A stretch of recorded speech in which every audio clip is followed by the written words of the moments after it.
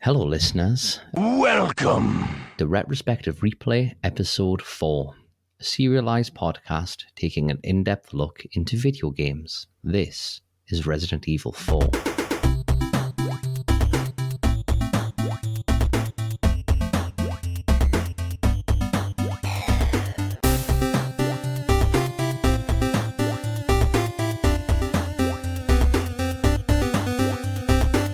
My name is Ian. And with me tonight is the meticulous megamind of miracles, Michael. Hello. Hello, Ian. Meticulous megamind of miracles, MMM.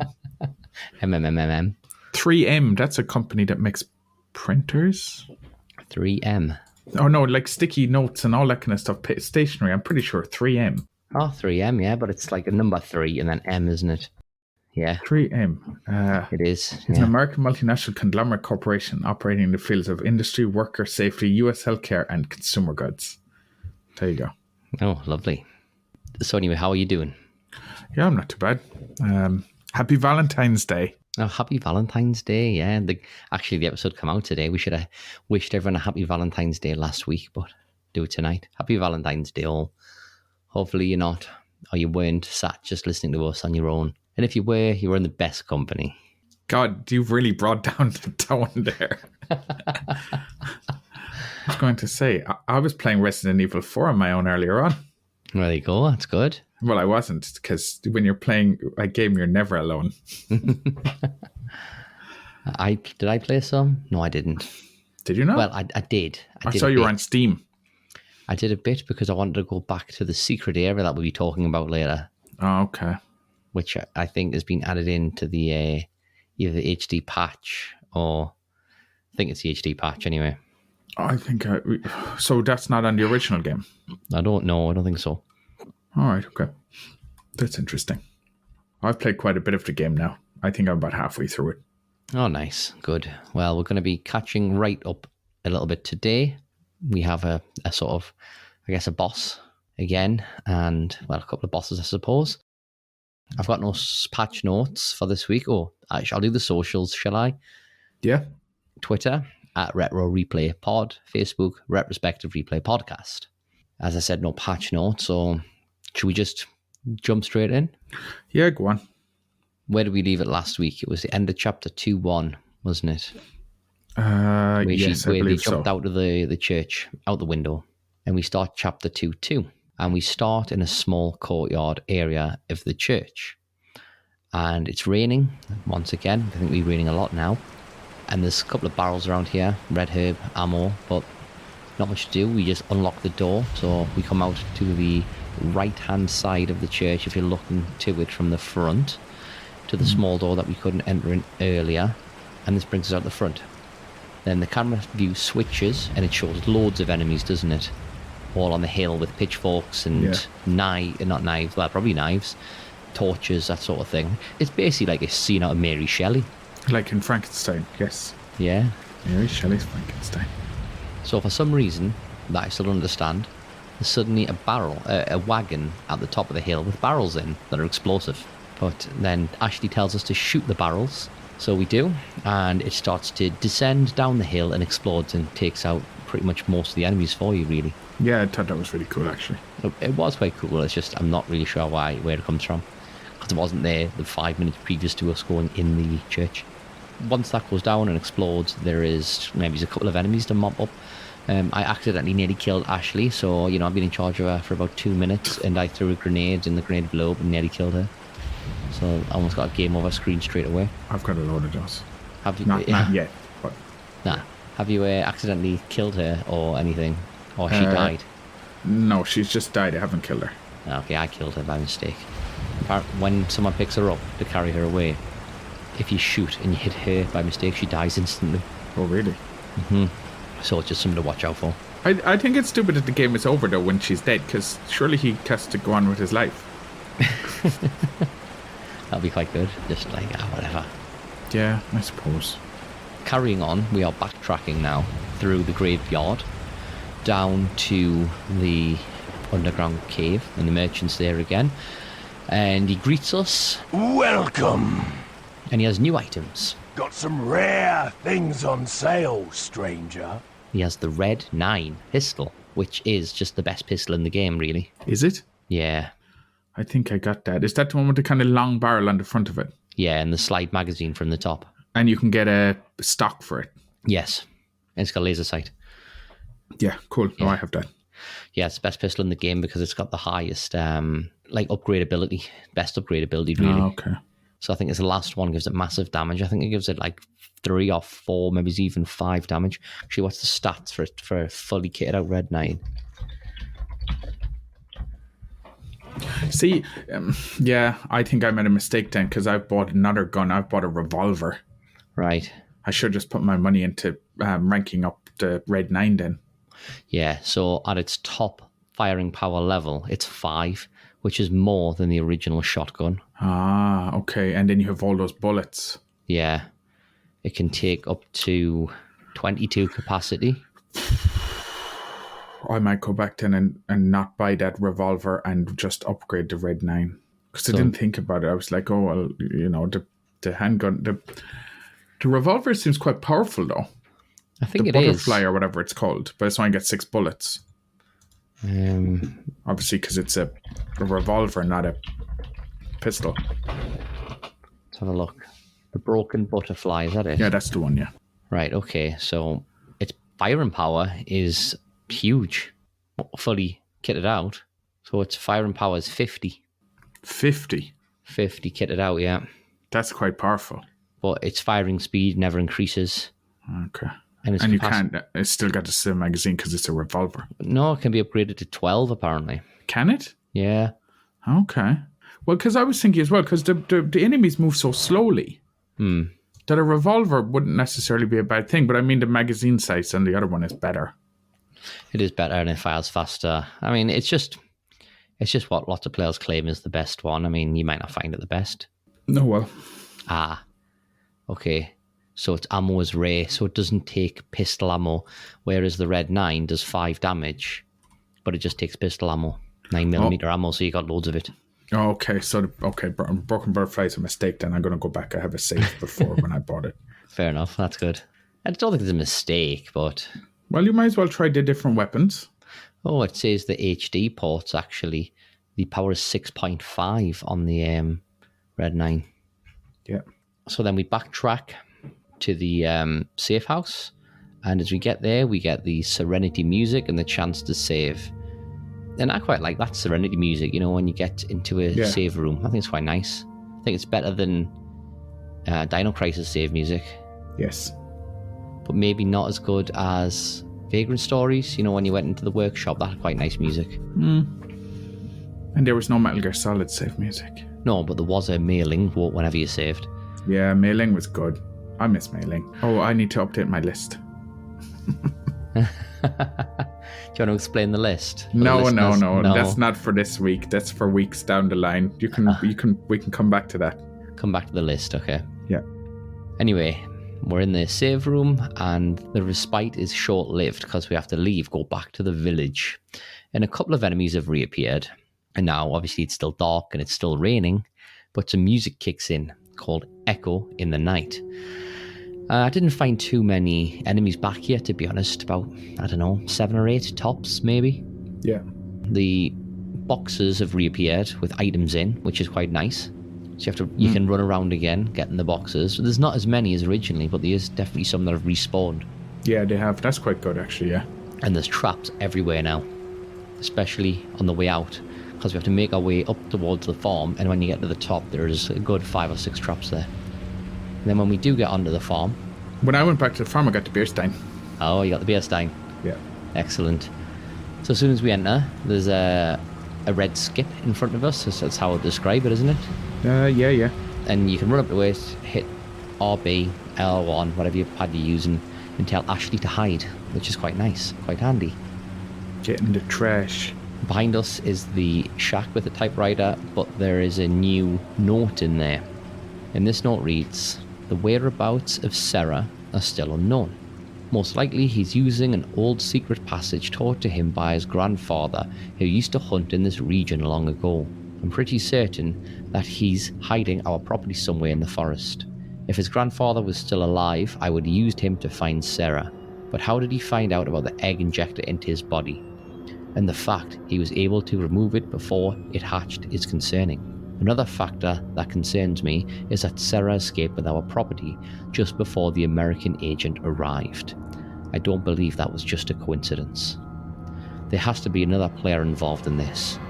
In order to settle this whole situation, we have to capture Sarah and wait for the effects of the drug to wear off before we inject him with another egg. Once this is done, whoever is behind all this will surface. No one shall interfere with our plans. Those who do shall suffer severe consequences. So who could have written that? Queso Grande? What we call him? Queso Grande? Queso Grande, Big Cheese. Big Cheese, Queso Grande. It's probably him that wrote it, yeah? Yeah. Back in the farm area, as we said, and there's a couple of new enemies around, but not too many. Again, more items to grab. Loads of traps in the barn under the bottom of the ladders. Then we need to go upstairs and out the window and get Ashley to follow us. So this is where you drop down and grab the beer stein. Yeah. Did you have all the gems to place in it as well? No, I didn't. Okay. I don't know where... I have gems, but they don't fit into it. I wonder if you sold them. Oh, maybe I did. No, I don't think I did. Maybe I didn't have the map earlier on and I didn't get them. Maybe. Doesn't matter. You can get them the next game round. A new game plus with all your gear. When we move up to the door to get through, it says piggyback, but he doesn't give her a piggyback, does he? No. It's definitely not piggyback. He crouches down and just stands on his shoulders and he stands up. I'd call it a boost. Yeah. I wouldn't call it a piggyback. No, yeah, like a boost. Piggyback's like where you carry somebody. Yeah. Ashley climbs over the door and gets to the other side and we hear her say, "I opened it, Leon." I opened it, Leon. Then we can move through the door. Music fades and we're back to the rain and thunder sounds. It's a very small, winding little path. And as it comes around, we see the merchant. But he had nothing new for me. What about you? No. It's probably just a time where you can buy ammo. You can't buy ammo off healing. him. Can you not buy ammo off him? You can sell him ammo. You can't buy ammo off any of the merchants. That's one of the things I'm annoyed about. I thought you could buy ammo. Oh well, you can buy healing items. Yeah, because otherwise that's one of the things that I find is a bit frustrating because you can't buy ammo. When you go, he has boxes of ammo. Maybe I'm doing something wrong, but he has always boxes of ammo when you go to his special shops, sitting on the counter, but you can't buy them. Yeah, that's true. I never thought of it that way. I really thought you could buy ammo, to be honest with you. I don't think you can. Is there another option? No. God, if you can buy ammo, I'm very annoyed because I'm always running out of shotgun ammo. No, I'm mistaken then. It just must be a calm before the storm to buy some health. I'm going to check this. I'm going to Google it. Can you buy ammo Resident Evil 4? That's the first thing that shows up on Google. You cannot buy ammo from the merchant. You will need ammo to use your weapons unless you upgraded them to the max for infinite ammo. If your weapon runs out of ammunition, you will have the most elaborate paperweight in your attaché case. Resident Evil 4 uses a reactive ammunition drop approach. Okay. So no, you can't. Right, so it's in reactive, so it just drops ammo for what you need as you need it type of thing. Yeah, so it says you can't buy ammo. To get some from the merchants, you have to upgrade the capacity of the weapon in the tune-up section. Anyway, we leave them, go over a rope bridge towards a house. As we're moving across the bridge, Hunnigan calls. She says that she has some bad news. Leon jokes, saying he'd rather not hear it. But she says, "I have to tell you anyway that they've lost contact with the chopper. They must have been shot down, but they can't determine who did it." She tells him they're prepping another chopper. Meanwhile, she wants him to go towards the extraction point. He says, "Got it," and he hangs up. So you continue over the bridge, and as you do, you get a cutscene of hundreds but tens of Ganados starting to come from where we just did, following. Ashley asks what they're going to do, and he says, "I hate to say it, we're sandwiched. Let's run into the cabin." So they go for a cabin and get inside. And what you see is, as he shuts the door, you see somebody pick up like a piece of wood, and you wonder if he's going to attack him, but it's not. It's Sarah, Luis, and he throws Leon the wood, who uses it to barricade the door. So there's this guy who came out of the closet earlier on, and then he gives his wood to Leon. Yeah, sounds about right. And he seems upset at another point when Leon is obviously really good with the ladies. Yeah, he does seem upset with that later on, doesn't he? Yeah.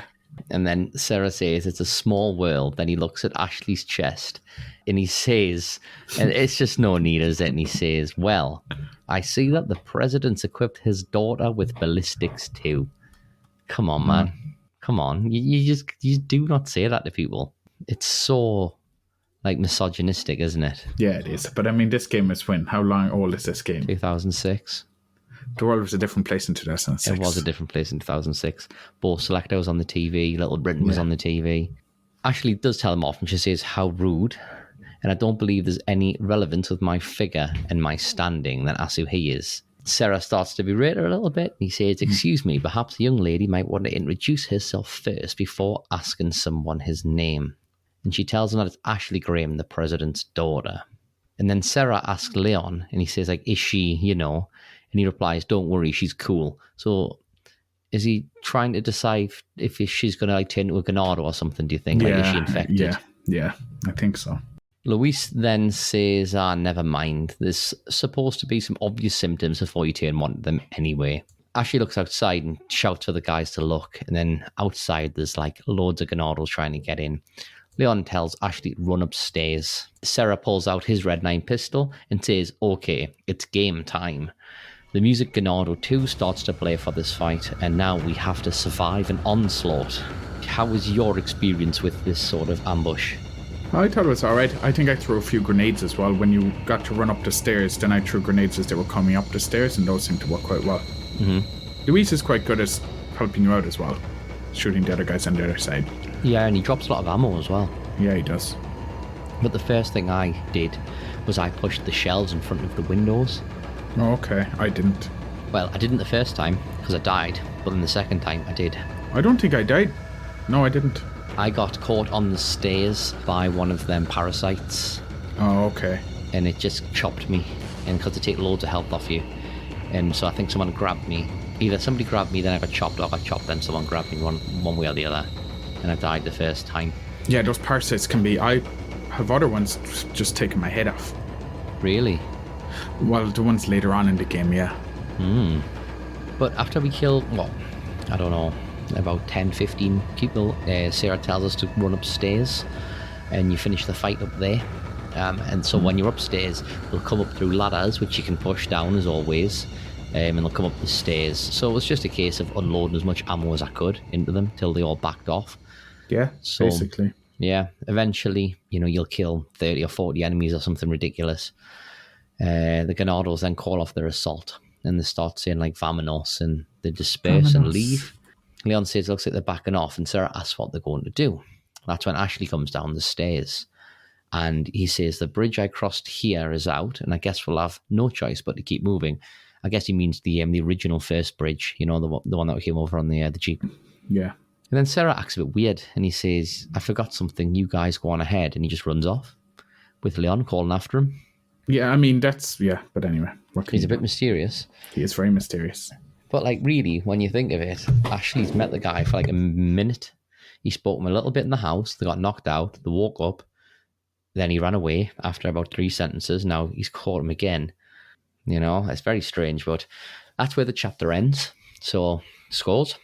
Hit ratio, 71 and 84. A second, I need to check my phone because I've taken a picture of it. Okay. Camera. What chapter was that? I think it's 2-2. 2-2. Yeah. I can't seem to find a score for 2-2. I have 2-1 and I have 2-3. End of chapter 2-3. I've missed 2-2. I haven't taken a photo of it.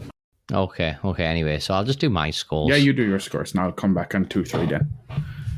So my scores, I got hit ratio of 74 and 81, enemies killed 52 and 207, and died once, so 1 and 1. Okay. So now we start chapter 2-3, and we start in the house at the bottom. You make sure you go back upstairs and grab any items that might have been left by enemies you killed, and then you leave, and we're back to the thunder and the rain again. We move outside, and it looks like on the map that there's nowhere to go, but there is a merchant, so if you move near him, you'll find he has nothing new when you interact with him, but there's a save point next to him and a note, and the title of this note is 2 Roots. It reads, just a while ago, I was informed by Lord Sadler that our men had shot down a United States military helicopter. There shouldn't be any more outside interference for a while now. Unless the United States government determines who the traitor is, they can only initiate very small covert operations. We must use this time to our advantage and recapture the girl. The two Americans can only get out of our territory by using one of two routes. This is where we'll stop them. We shall make use of our forces to the greatest degree. We will deploy a large number of Ganados in one of the routes to ensure that they do not slip by us. For the other route, we shall leave the task to El Gigante. Whichever route they take, the agent will never leave here alive. Not with the girl, at least. So now we have a decider. Next to the merchant, there's a lever. Then you pull it left to go down the left route, or right to go down the right route. So which route did you take? I went to the El Gigante. So, do you want to explain what you did? So you open the gate, you walk through, and then you are... So if you go down the right path, you pull the lever to the right, you go down along the pathway. There you go through a gate, and then there's the guy jumps down El Gigante. He's pretty much the same as the first one. There's a big rock on top. So if Ashley is beside you, she says, look up there or something where there's a big rock, so you can shoot that and it can fall down on him, so that can damage him a bit. I basically told Ashley I got her to stand at the gate that I came in, and then just kept running back and forth, because for a few times, even though I would avoid the giant, he would swipe and grab her, and as soon as he grabbed her, he'd like squish her, and she's dead. You could shoot him to make her drop her, but it was probably impossible.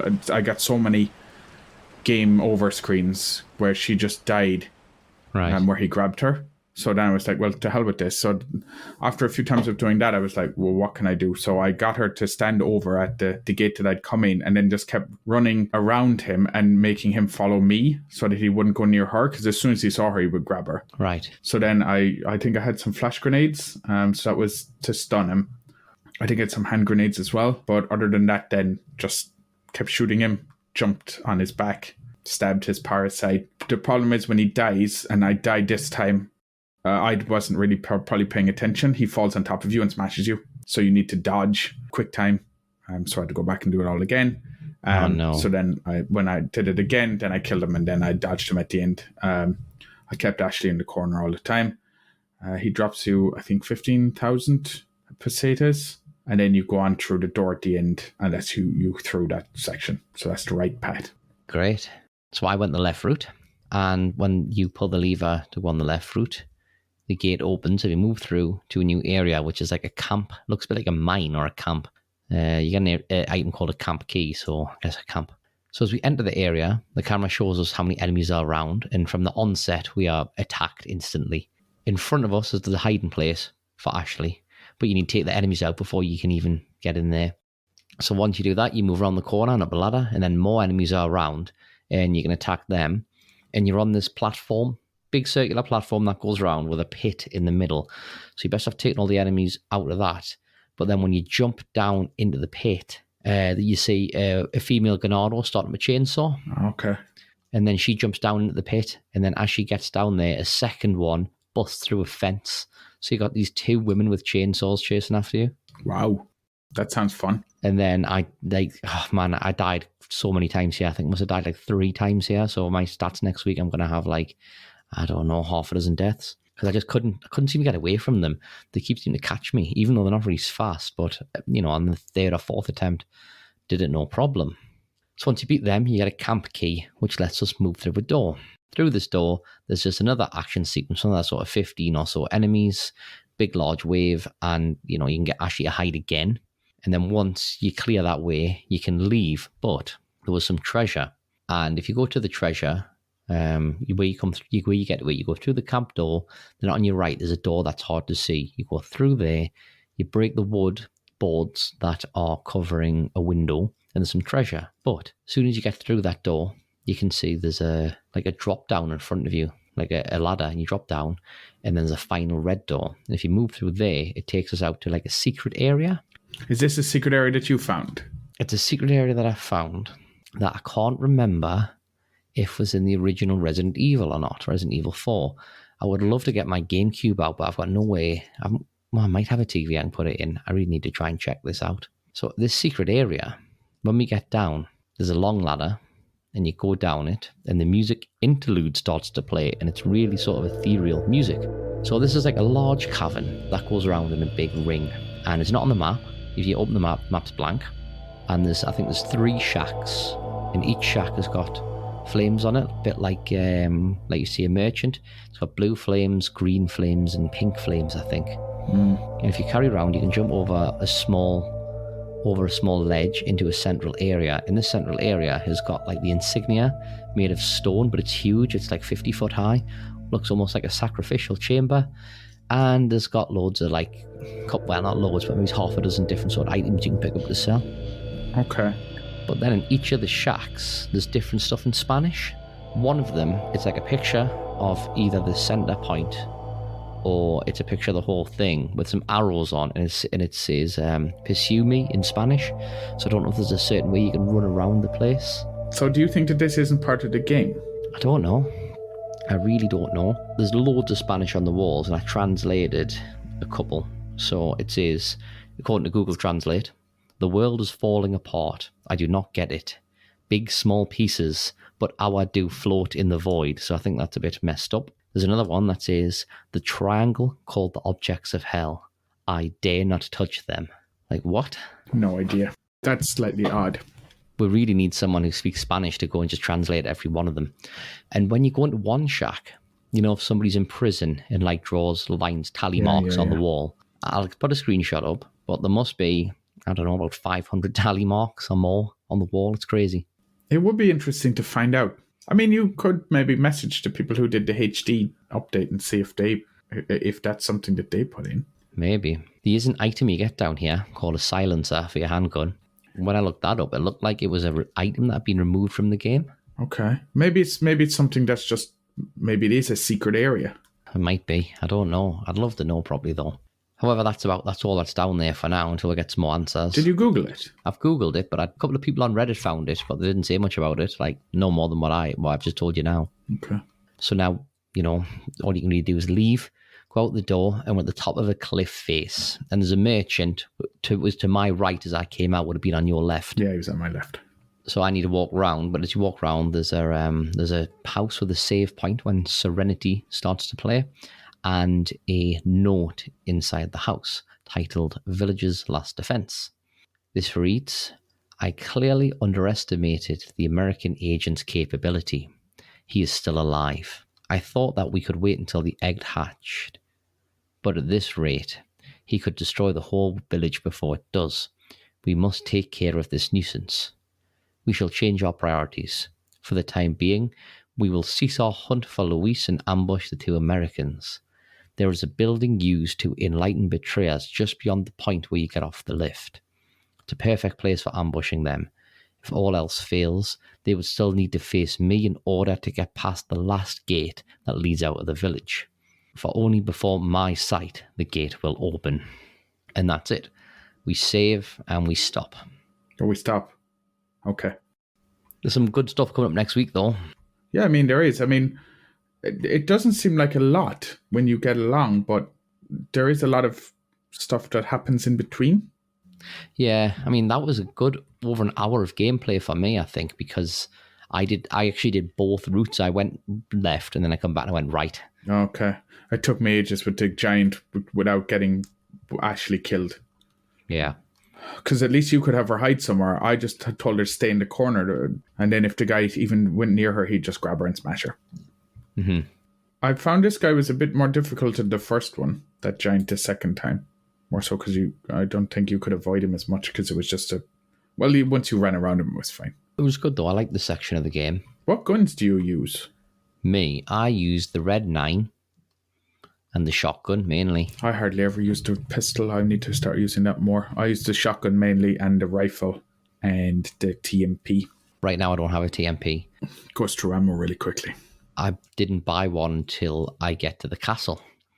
So by then I had 500 bullets or something for it. Okay. But then I haven't, we'll talk about it when we get there, probably next week. It will be next week, actually.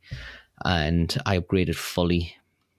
So it's got loads of damage, so it can really chew through guys, to be honest. Mm. Yeah. But I tend to save it a bit for the sections with more enemies. Yeah, I don't know. I kind of use the shotgun quite a lot. I wish I had unlimited shotgun ammo. But yeah. There's a few enemies that you need. Well, I think you probably need to use a shotgun for. Yeah. We'll get on to those. Yes, we will. So do you have a zombie fact or a horror fact? Do I have a zombie fact? I do, actually. I saw this reference in a book or something in the game later on, but this had been a fact that I was going to say anyway. There's zombies in real life. In The Last of Us, do you know the mushroom guys, the cordyceps? Yeah. That is based on a real-life fungal infection, Ophiocordyceps unilateralis. So it is a zombie ant fungus. So the fungus goes into a carpenter ant. It grows up inside its body. It drains all its nutrients. It takes over its brain. And then it makes it climb up out of its nest, up a plant stem, and it stops about 25 centimeters. So that's the right height and temperature and humidity for the fungus to grow. So out of the forest floor. And then it forces the ant to permanently lock its mandibles around a leaf. And then it basically grows a stalk out of the top of the ant's head, and a bulbous capsule full of spores comes out to the top. And because the leaf is normally above the nest of the ant, then the spores erupt and go down and get all the rest of the ants. Wow, So, when you said I brought the tone down. So yeah, so that's... But it's been used as the basis for the zombies in The Last of Us, at least. I think maybe some other ones as well, but that's a real life, pretty much zombie virus. But it just gets ants, not people, yet. Wow. So yeah. Cordyceps in The Last of Us are based on the real life Ophiocordyceps unilateralis. I think there's something similar with rats as well. No, that was Piggle Rick. That was Rick and Morty. Rats and cats. Pretty sure there's like a virus, not so much as a fungus horse, but there's a virus that infects rats, and it makes them seek cats out to get caught so they can spread the virus. Oh, I think there's something like that as well. I think it's snails or something to get eaten by birds. Right. I think that So it was can in spread. a book, yeah. There's also a virus that infects the brains of people. It's called stupidity, and lots of people seem to have that as well. Or rabies. Rabies. Rabies is one that infects humans, isn't it? Yeah. All right, cool. Yeah, great. So I guess this is going to be a bit of a short episode compared to the last ones, but hope you enjoyed it still. And we'll speak to you next week. See you next week.